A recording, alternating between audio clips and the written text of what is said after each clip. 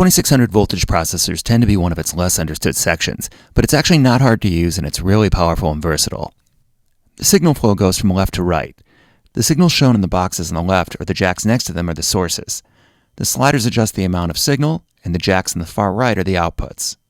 The top three sliders are voltage sources if nothing is plugged into the left side jacks.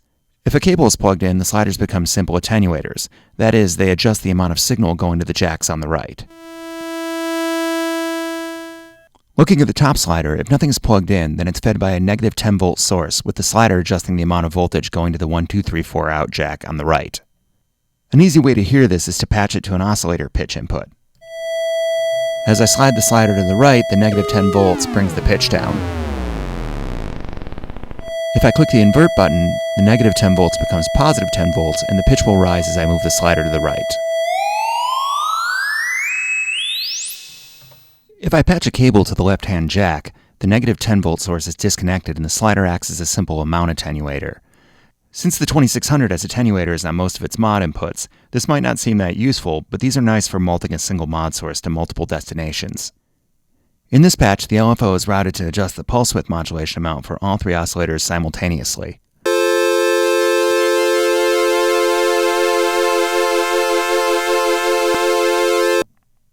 The invert button is also useful for flipping the direction of asymmetrical waves.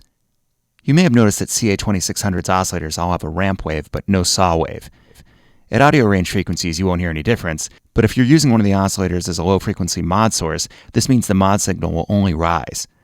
We can change the rising nature of the ramp wave to a falling saw wave by running the oscillator through one of the voltage processors and hitting the invert button. Here it's rising, and now it's falling. Before we get any further, I want to mention these jacks over here.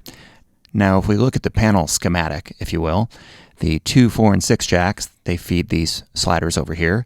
And then the 1, 3, and 5 are sort of extra inputs, but because they're on the right side of the fader, they aren't affected by the fader position.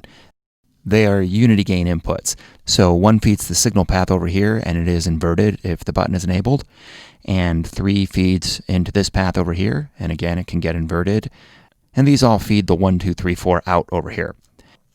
And then if we move down to the third slider down here, the 5 and 6 jacks both feed 5 and 6, with 6 affected by the slider, and 5 being direct unity gain. Alright, we jumped ahead a little bit, but let's talk about the second slider. This one works pretty much like the first slider, except that its normalized source is the keyboard CV. In this patch I have the keyboard voltage attenuator set to 50%, which reduces the keyboard scaling to play quarter tones. So if I play chromatically on the keyboard, instead of it taking 12 notes to cover an octave, it takes 24.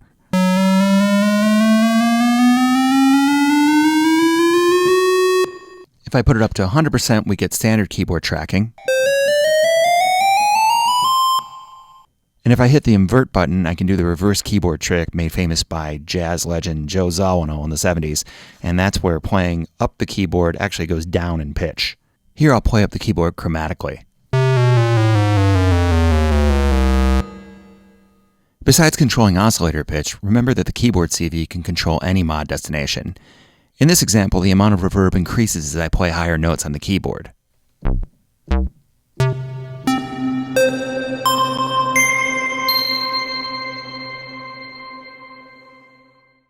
The third slider works exactly like the first one, with the only difference being that its normalized voltage source is positive 10 volts instead of negative 10 volts.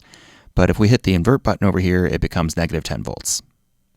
The fourth slider is really different because it's not an attenuator like the others. It's a lag control, also known as glide or portamento. In other words, it smooths out incoming voltages.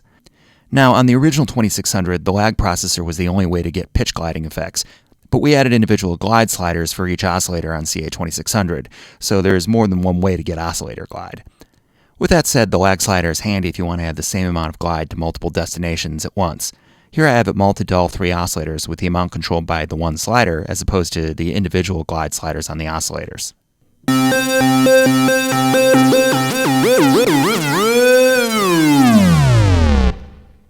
It's also nice for smoothing out sharp-edged modulation sources, particularly the output of the sample and hold section.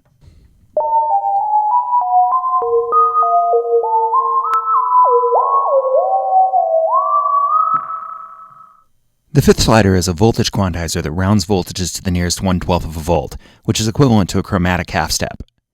If nothing's plugged into the left jack, the normal source is the sample and hold section, but it's really useful for any slow-moving wave. In this example, I'm feeding it a triangle wave from the LFO, and you can hear it catching the half-step pitches. The slider is an attenuator, and it affects the range.